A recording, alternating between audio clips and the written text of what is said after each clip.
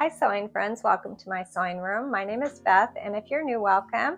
Today I'm finishing up a small quilt I started just a couple days ago. It's going really quickly. Let's get started.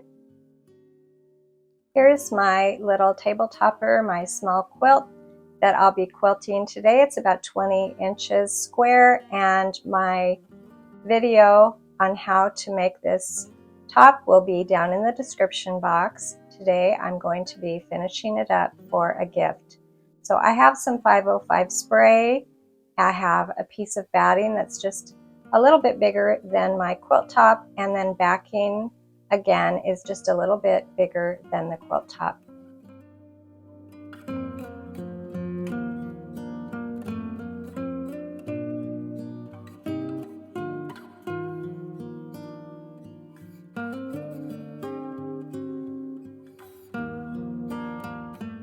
I used a very small amount of spray on the batting on both sides, and I smoothed down the top, the quilt top, and then I turned it over and did the same with the backing.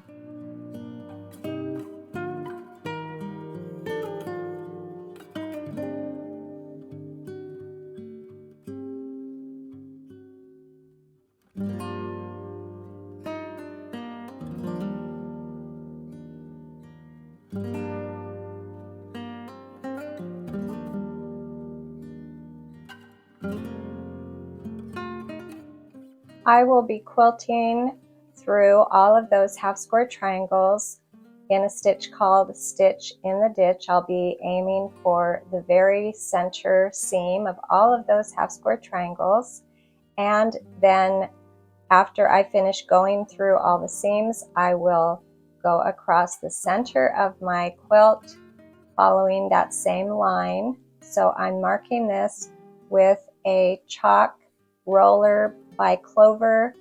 It's really light. I don't know if it's because it's getting old or that's just the way it is. I don't know. So it's working for me. Okay, I cannot see the line really well, but that's okay.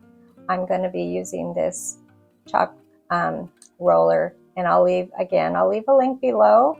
I've had mine a long time, so it probably is just needing to be replaced with another one. And in the center here, there is not a seam. There's not those half square triangles on the outside, but I'll be able to eyeball through those small squares.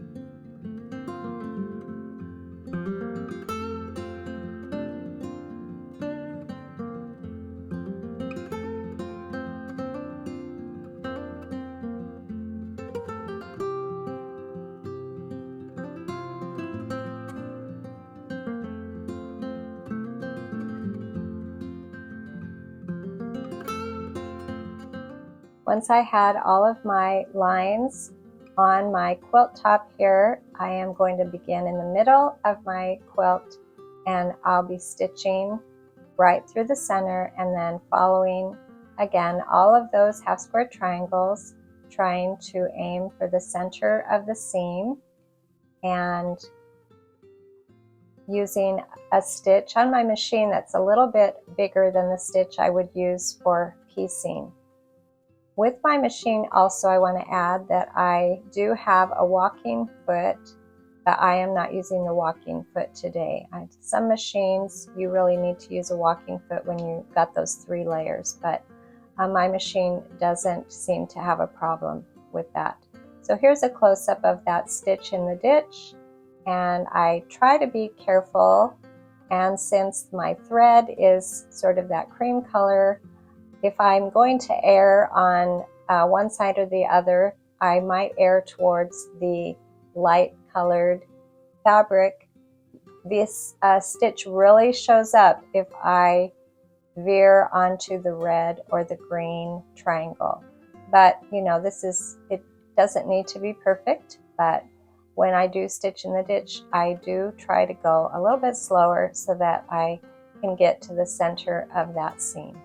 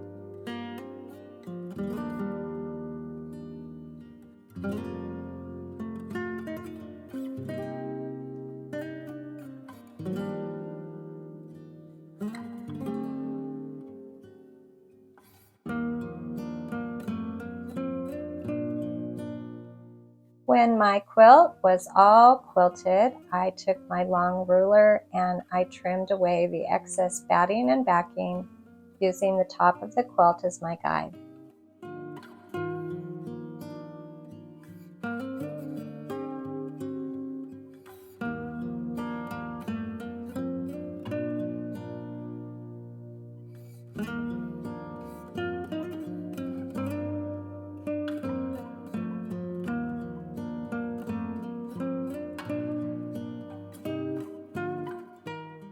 I'll be cutting the binding out of this small piece of fabric I have here. I'm going to cut it the width of the fabric, 1 3/4 inch wide. I'll need 2 strips to go around my little quilt.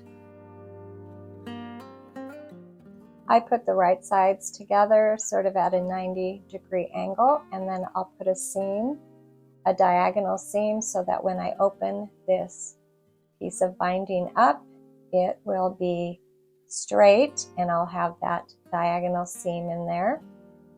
And after I put my seam in, I'll cut off those excess triangles.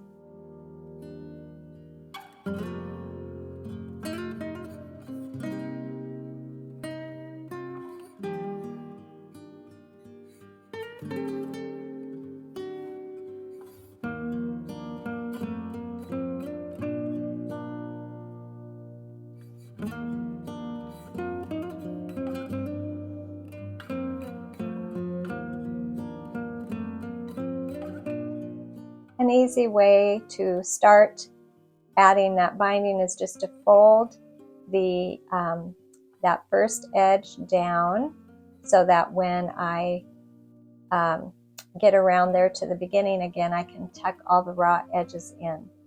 So I'm going to stop at that first corner about a 1/4 inch away from the edge, and I will sew off the corner of the quilt. So I have a little diagonal seam, a really tiny diagonal seam right there. And then I hold that binding strip up, and then I fold it down right there on that seam. And then I'll start sewing right at the top of that binding strip, right on that fold. And I'll do the same thing on all 4 corners.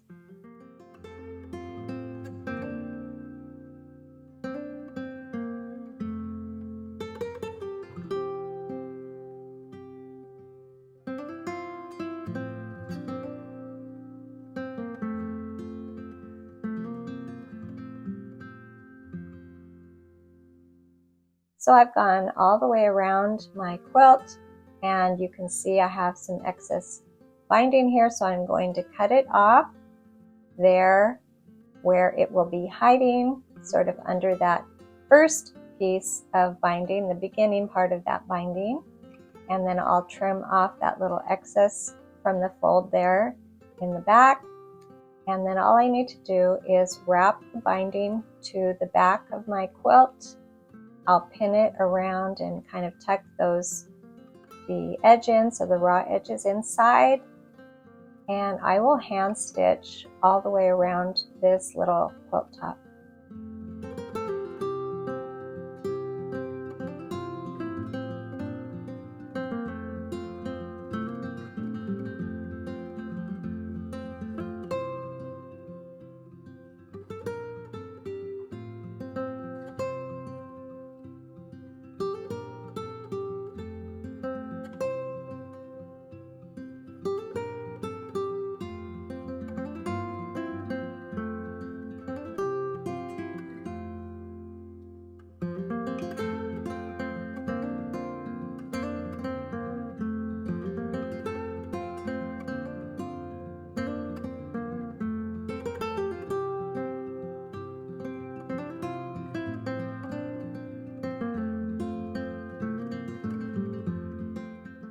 This little quilt top is so pretty. I just might need to make one for myself. Thank you for joining me today, and I'll see you next time.